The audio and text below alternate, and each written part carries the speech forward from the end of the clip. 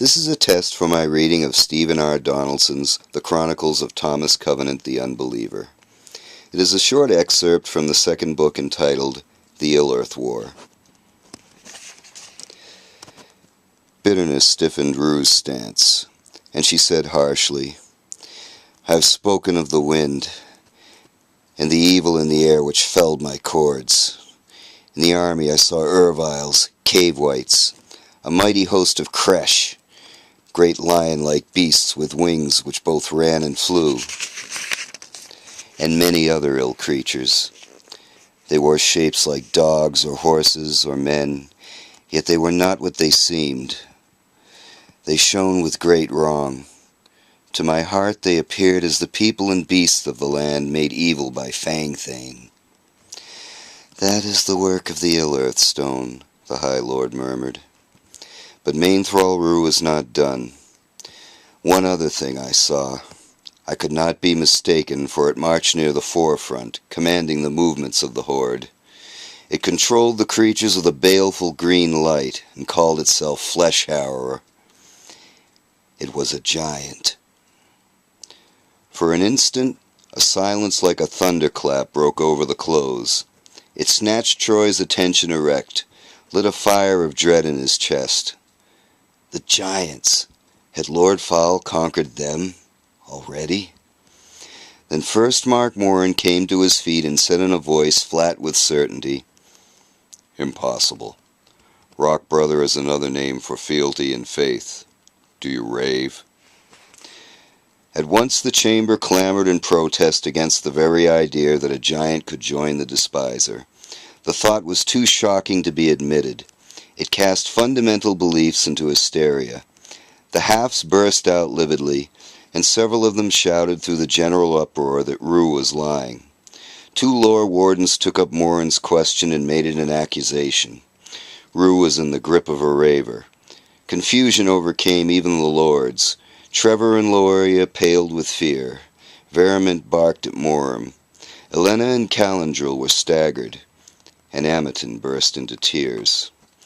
The noise aggravated swiftly in the clear acoustics of the close, exacerbated itself, forced each voice to become rawer and wilder. There was panic in the din.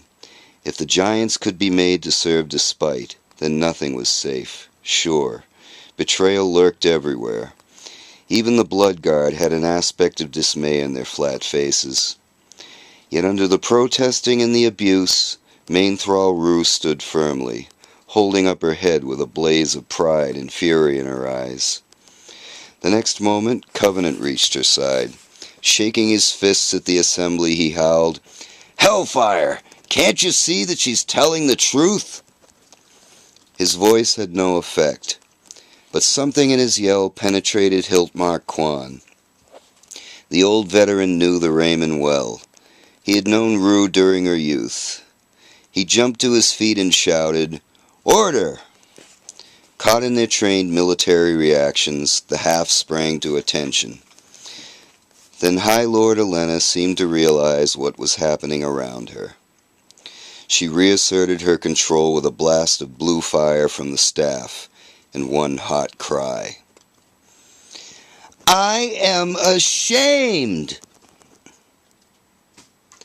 A stung silence, writhing with fear and indignation, burned in answer to her shout.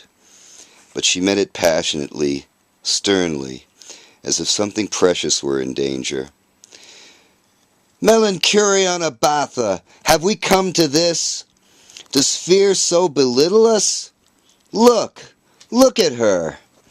If you have not heard the truth in her voice, then look at her now. Remember your oath of peace and look at her. By the Seven, what evil do you see? No, I will hear no protestations that ill can be disguised. We are in the close of Revelstone. This is the Council of Lords. No raver could utter falsehood and betrayal here. If there were any wrong in the Mainthrall, you would have known it." When she saw that she had mastered the assembly, she continued more quietly. "My friends, we are more than this. I do not know the meaning of Mainthrall Rue's tidings. Perhaps the despiser has captured and broken a giant through the power of the ill-earth stone. Perhaps he can create ill wights in any semblance he desires, and showed a false giant to rue, knowing how the tale of a betraying rock brother would harm us. We must gain answers to these questions, but here stands main thrall Rue of the Raymond, exhausted in the accomplishment of a help which we can neither match nor repay. Cleanse your hearts of all thoughts against her. We must not do such injustice.